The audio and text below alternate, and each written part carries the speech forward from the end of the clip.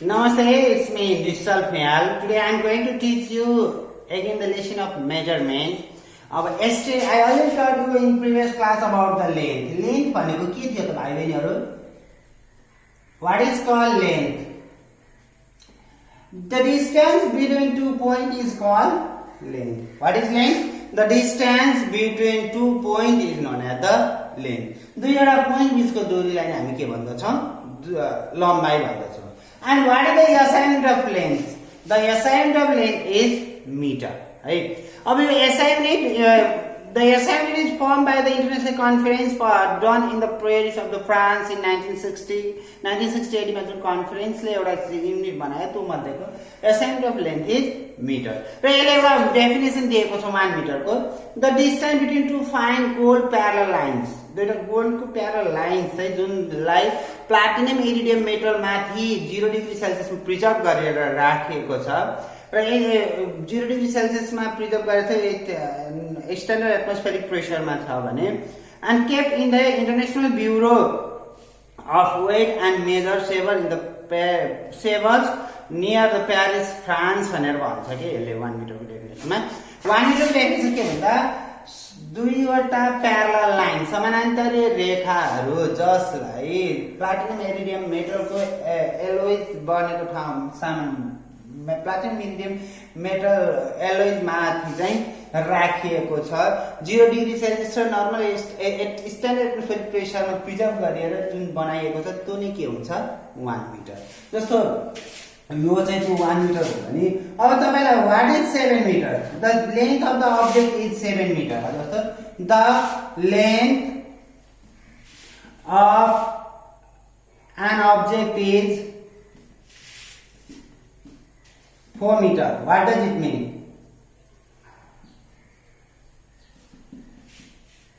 यसको मिनिङ के होला थाहा छ त? It means that the object is 4 times greater than अथवा longer than the standard 1 meter. हैन? एउटा 1 मिटर भन्दा अब्जेक्ट कति टाइम्स मल्टिप्लाइड रहछ? 4 टाइम्स ग्रेटर अथवा longer. अब 10 मिटर व्हाट डज इट मीन भन्नु 10 टाइम्स 5 मिटर भन्नु भने के भयो? 5 टाइम्स है त. अब यो पछि some units involved in the length is के छ त थाहा छ? जेनरलीमा अब SI unit means the unit which is greater than SI unit is called multiple unit and the unit which is smaller than SI unit are called sub multiple unit. जस्तो multiple unit of length मा के हुन्छ? Kilometre, miles यस्तो हुन्छ भने सब multiple मा centimetre, foot आदि हुन्छ. अब त्यसपछि भाइ बहिनीहरु मासको कुरा गरौँ. What is mass? मासको बारेमा पनि तपाईहरुलाई थाहा छ होला. What is mass? Amount of matter contained in a body is known as the mass. Total amount of matter contained in a body. पदार्थले आफमा भएको वस्तुमा भएको पदार्थको मात्रा नै के हो त? पिण्ड हो हैन. उले जति बोकेको छ त्यही नै त्यसको के हुन्छ? पिण्ड. And what is the SI unit of mass? The SI unit of mass is kilogram. के भयो त? केजी. केजी. अब 1 केजी भनेर पनि फेरि डेफिनेसन आउँछ. What is called 1 KG? अब 1 केजी को डेफिनेसन के होला? The standard kilogram is the mass of cylinder with the height equal to its diameter.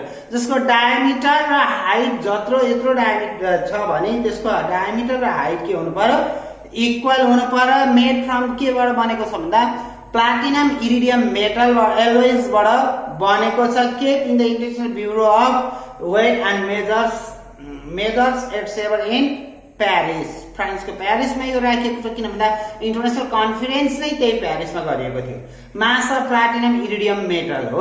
एक height equal to its diameter and kept in the international bureau of weight and measure Sevres in Paris. भनेपछि platinum इरिडियमबाट बनेको वस्तु जसको व्यास र उचाइ बराबर छ र अन्तर्राष्ट्रिय सम्मेलन जुन नाप तथा तौलको अन्तर्राष्ट्रिय सम्मेलन भयो त्यहाँ राखिएको छ भने त्यो नै के हुन्छ त?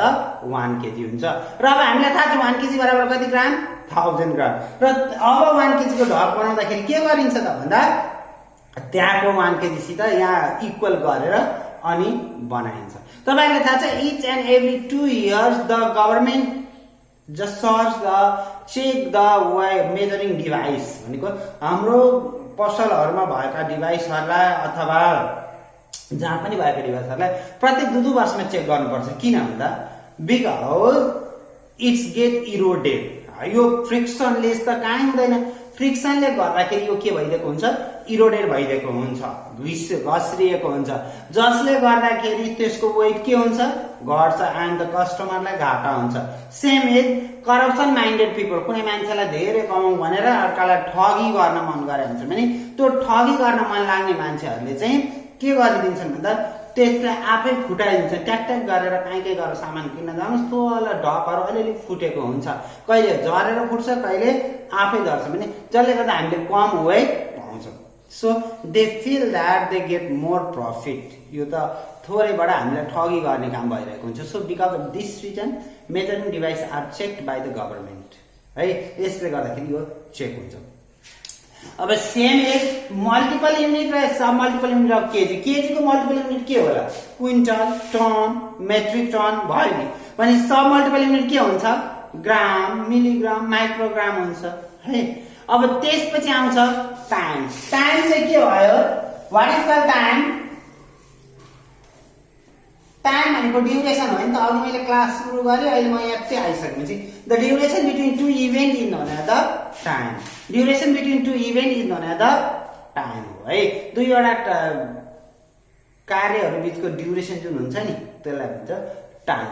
र अब डु यु नो 1 डेमा कति सेकेन्ड हुन्छ? Let's do. अब यहाँ सेन्टर टाइम इज 1 सेकेन्ड। त्यो भन्दा अगाडि एउटा मिन सोलर डेको भन्दा अगाडि म एउटा गर्छु। 1 डे इक्वल्स टु कति hour? 24 hour. 1 hour equals to 60 minute. 1 minute equals to 60 second. र 1 डेमा कति सेकेन्ड हुने रहेछ भन्दा 24 into 60 into 60 all together multiply गर्नुहोस् त यो आउँछ 86,400 सेकेन्ड। यो भयो मिन सोलर डे। यो 1 day consists 86,400 second is called the mean solar day, and the 1 by a सजिलो यो part of mean solar day is called 1 second. 1 second को डेफिनेसन हेर्नु त कति सजिलो। 1 by 86,400 parts of the mean solar day is known as the 1 second. यो चाहिँ 1 second को डेफिनेसन भयो है त।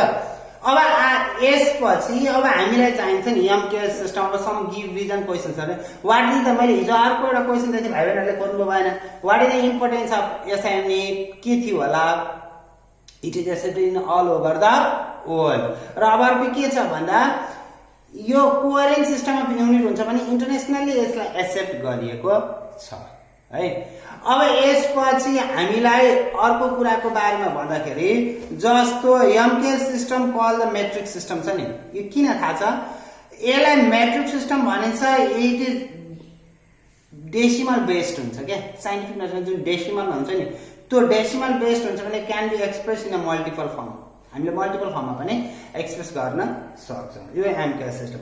अब आज हामीले पढेका चिजहरूलाई फेरि एकचोटि सर मेजरमेन्टमा पढेका चिजहरूलाई रिभाइज गरौँ। मेजरमेन्टको बारेमा हामीले थाहा पायौँ। What is measurement?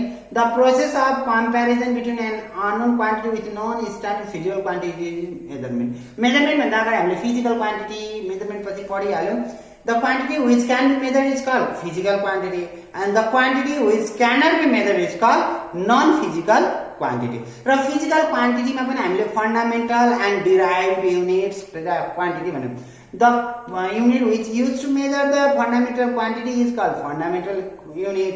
The unit which is used to measure the derived quantity is called derived unit. A fundamental quantity unit is not dependent to other unit. Derived unit is dependent to other unit भनेर पढ्यौं। त्यसकारण importance of measurement पनि पढेका थियौं। के थियो भन्दा for selling and buying of goods, to do daily house work. अब त्यसै गरी to see the cloth of particular size, to do complete the scientific experiment, त्यसै गरी टु डायग्नोज द डिजिज। त्यसपछि हामीले डिराइभ युनिटहरु कसरी बन्छ, in derive units how the fundamental unit are involve, के इन्भल्भ हुन्छ भन्ने कुराहरु पढेका थियौं हो। त्यसपछि अब हामीले लेन्थ, मास, टाइम यिनीहरूको बारेमा अलिअलि पढेका छौँ, जसमा मैले आज के अरे भाइ बहिनीहरूलाई लेन्थ भनेको के भनेर भने the distance between two point is known as the length. के रहेछ? The distance between two point is known as the length भने what is the SI unit of length? The SI unit of length is meter. SI unit of length के थियो? meter. त्यसै गरी amount of matter contained in a body is called mass. Okay नि? mass को SI unit kg थियो भने the duration between two event is known as the time. र यसको SI unit second थियो. Okay, tomorrow I will explain other things from this lesson. Hope you understand. आज भाइ बहिनीहरूले धेरै बुझ्नुभयो भन्ने मैले आशा राखेको छु. And I know that you have many more questions. Please ask with me. Thanks for today. Thank you.